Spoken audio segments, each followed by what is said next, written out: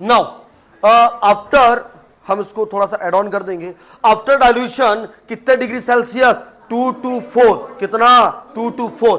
Now after dilution कितने घंटे तक स्टोर रखोगे? 4 घंटों के बाद रखोगे डिस्कार्ड? डिस्कार्ड। ये क्वेश्चन आता है ना। हम क्या विटामिन डोज देते हैं? विटामिन कौन सा, ए या बी? ए, है ना। तो विटामिन ए का कुछ डोज है, वो हम थोड़ा सा बाद में डिस्कस करेंगे। Now the very very important complication, the very very important complication the young child, that is the otitis media. ये नेसल म्यूकोजा को इन्फ्लाम करती है क्या? यहां से स्टिचन ट्यूब से होते हुए कहां जाएगी? Middle ear. कहां जाएगा? और मिडल ईयर से ओटाइटिस मीडिया। अगर मिडल ईयर को ट्रीट नहीं किया तो क्या और ऊपर चला जाएगा? क्या किसका इन्फ्लेमेशन कर देगा? ब्रेन का। एनसेफेलाइटिस क्या करा देगा? नाउ मान लो नेसल म्यूकोजा से होते हुए कफ कराया, कफ से होते हुए लंग्स में गया तो क्या करा देगा? न्यूमोनिया। क्या करा देगा?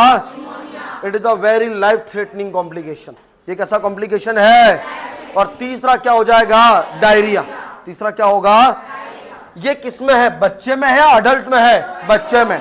जबकि अडल्ट में है सब acute sclerosing pan encephalitis. Pan encephalitis का मतलब क्या है? पूरा ब्रेन, पूरे ब्रेन का इन्फ्लेमेशन कराएगा। कौन कराएगा? मीजल्स। कौन कराएगा? मीजल्स, है ना। नाउ ये थोड़ा सा इंपॉर्टेंट है, जब भी ये होगा तो इसका जो एंटीबॉडी है वो आपको कहां मिलेगा? CSF। तो आप क्या करोगे? CSF culture. क्या करोगे? किसमें? सब स्क्लेरोसिंग पैन। पैन का मतलब पूरा, एनसेफेलाइटिस का मतलब इन्फ्लेमेशन ऑफ ब्रेन। क्या टेस्ट करोगे? CSF। Now incubation period clear है क्या? क्या है incubation period? Entry of micro organism, then first sign and symptoms, है ना। मोड ऑफ ट्रांसमिशन इसका क्या है? क्या है? ड्रॉपलेट और रेस्पिरेटरी। ड्रॉपलेट और रूट। कौन सा रूट? Respiratory tract. क्या ये स्लाइड क्लियर है क्या? Yes sir.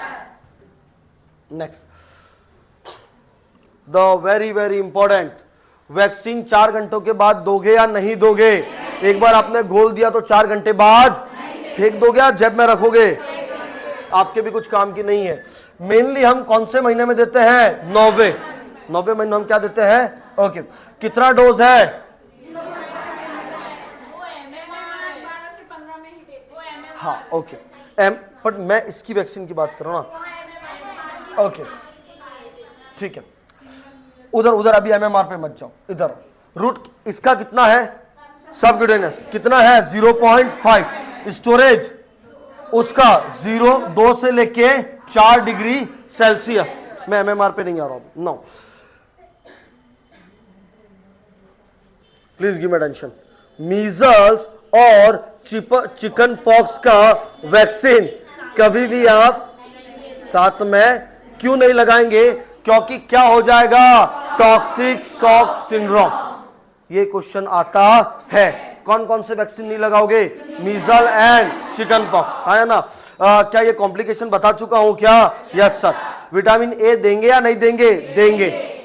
चलिए नेक्स्ट, ये विटामिन ए का डोज है। ये किसका डोज है? विटामिन ए को कैसे देते हैं? ओरल। फर्स्ट डोज कितना लगता है? 50,000 इंटरनेशनल यूनिट। फिर हर 6 महीने में 1 लाख। फिर हर साल में टोटल कितना लगेगा? 9 डोज। और कितना लगेगा? 17 लाख।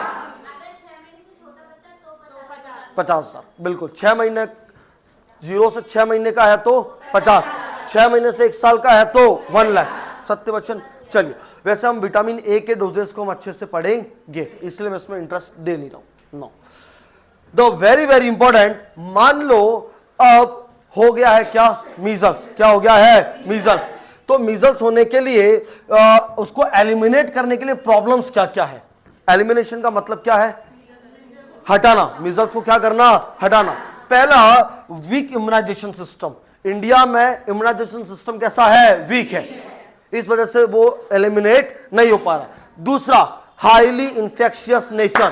कैसा नेचर है? क्यों? ड्रॉपलेट्स हो रहा। किससे हो रहा है? तीसरा, इन एक्सेसिबल पॉपुलेशन। 140 मिलियन पॉपुलेशन है, तो सबके साथ पहुंचना बहुत दिक्कत वाली बात है, इसीलिए भी एलिमिनेट नहीं हो पा रहा है। चौथा, रिफ्यूजल ऑफ इम्यूनाइजेशन, नहीं कराना है। आप नर्सिंग स्टाफ जाता है, नहीं कराना है, रिफ्यूजल ऑफ इम्यूनाइजेशन। और changing the epidemiology, changing the epidemiology का मतलब क्या है कि भाई ये बच्चा आज भोपाल में रह रहा है, इसको मिजल्स हुआ, कल इसका मन हुआ कि मैं तो नानी के वहां चल जाती हूं, है ना। तो चेंजिंग ऑफ एपिडेमियोलॉजी का मतलब क्या है, अभी तो ये यहां पे है लेकिन अभी कहीं और है, तो this is the changing of the epidemiology. No वक्त दे रहा हूं, इससे पहले एक स्लाइड मेरी और होगी, लुक ओके, मैं इस स्लाइड पे बाद में आता हूं, मैं पहले इस स्लाइड पे आता हूं। WHO ने एक स्ट्रेटेजी दी है मीजल्स को एलिमिनेट करने की। मीजल्स को क्या करने की, कितने स्टेप है, 3। पहला catch up, keep up and follow up. Catch up का मतलब क्या है कि सभी बच्चे जो कितने मंथ के हैं, 9 to 14 ईयर, 9 to 14 ईयर, या respective of the history of measles, कभी मीजल्स हुआ है नहीं हुआ है, उन सबको क्या करना, पकड़ना, कैचअप करना। क्या करना, क्या है कैचअप करना, नहीं, कितने, 9 to 14 ईयर ऑफ एज, चाहे मीजल्स हुआ है चाहे मीजल्स, उन सबको क्या करना, पकड़ना। क्लीन अप, जब आप उनको, उन सभी को क्या करना, वैक्सीनेशन करना। क्या करना, और वो वैक्सीनेशन कितने % से ज्यादा होना चाहिए, 95% से ज्यादा। This known as the clean up, this known as the clean up है। वो यहां पे गलत है, that is the clean up है, कीप अप ही है, कीप अप ही है, ठीक है, कीप अप। ओके, नाउ पहला क्या है, कैचअप। क्या है कैचअप, 9 से लेके कितने, 14 ईयर्स। दूसरा, उन सबको क्या करना, वैक्सीनेट। क्या करना, कितना % से ज्यादा। तीसरा है फॉलो अप, मतलब जिनको आपने वैक्सीनेशन कर दिया है उनको बार बार क्या करना, फॉलो अप, ताकि वो दूसरा डोज भी लगाए। कैंपेन कंडक्टेड, और वो जो आपने कैंपेन लगाया है, कैंपेन का मतलब वैक्सीनेशन के लिए जो आपने प्रोग्राम किया है, उसको हर 2 से 4 साल बाद उनको वापस से क्या करना, टारगेट करना। That is your follow up, that is your, look you see the rashes, है ना, you this are the measles. Now WHO की कितनी स्ट्रेटेजी है, 3। पहली catch up, what is the meaning of catch up, सबको पकड़ना। क्या, कितने, 9 से लेके 14, इररेस्पेक्टिव ऑफ मीजल्स हुआ है या कीप अप।